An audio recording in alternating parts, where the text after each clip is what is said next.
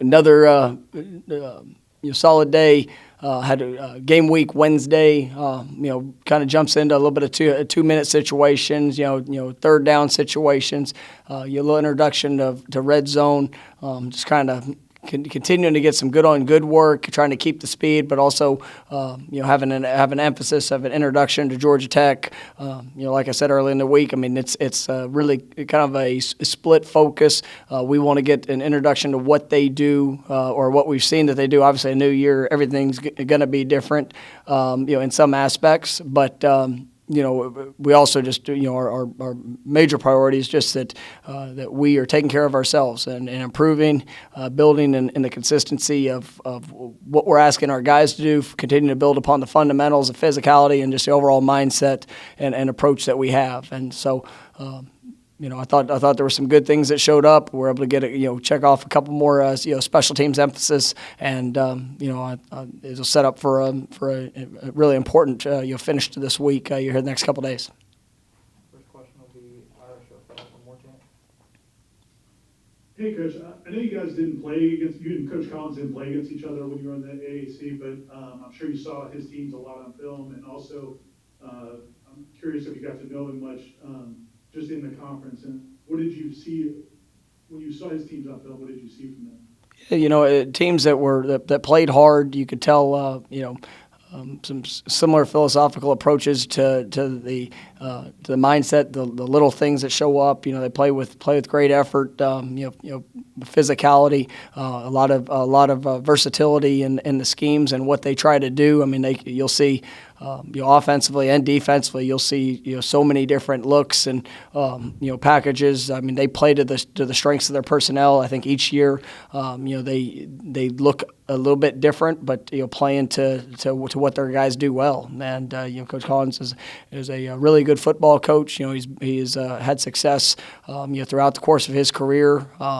In all aspects. And this is a team that is coming into their second year within that culture. And you see the growth just physically from what they've done when you look at the roster and manage that from a year ago to where they are now. It's impressive. And I've got a lot of respect for him. Don't know him really well. I mean, there was, we would be coaches meetings, be around each other, but I definitely got a lot of respect for how he does things. Next question will be Andrew Abelson from ESPN.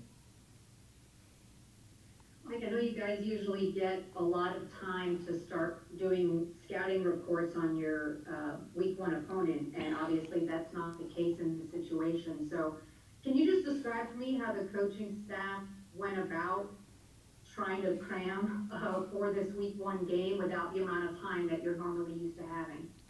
We tried to be as efficient with our time as possible. I mean, the biggest focus with us missing spring practice, we really had to get a lot of work on our implementation of our schemes and the fundamental growth and all those things. And so when there was a few days where we had a couple hours that we could spare, and we tried to make sure that our coaching staff got an early look once the schedule actually came out. We knew that we'd start off with Georgia Tech. We tried to get some individual assignments and just background information, and then with every off day that we've had, we've as a coaching staff have put some time into that as well. And so we're looking back for years throughout Coach Collins' past. I mean, offensively, defensively, special teams, just trying to get the best sense. But that's the thing about week one. I mean, there's always going to be something that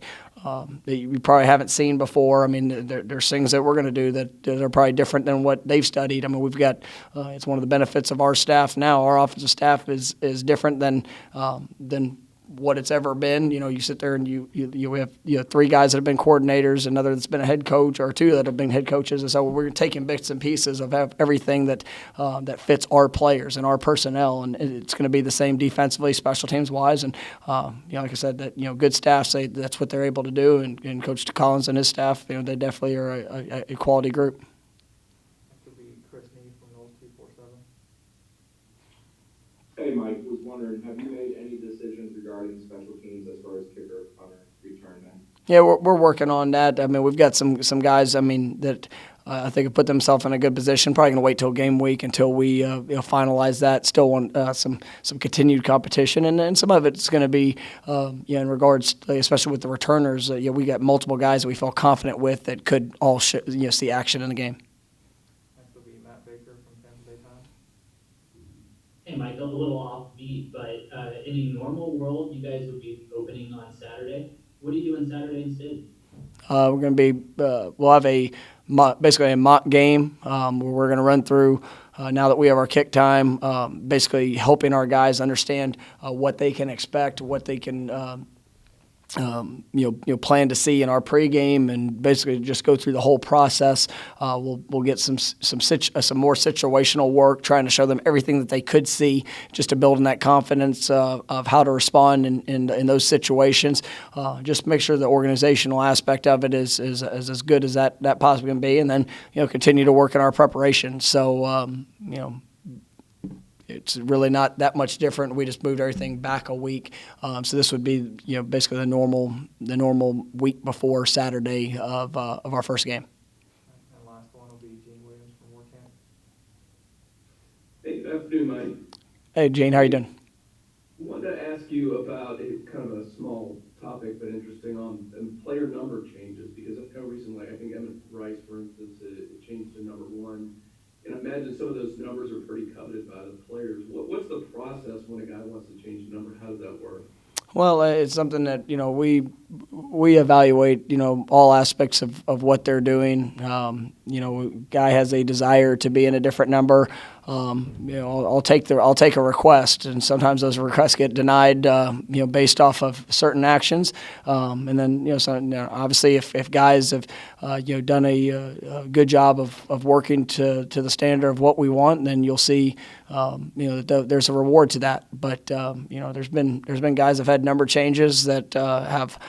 You had them for a short-lived period of time, but then there's also guys that have got an opportunity to change their number and build upon that. And so we've had a good number of guys that have changed their number here throughout camp, and that's one of the things that I tell them I want to see it. I want to see their actions when you go through practice, when times are hard.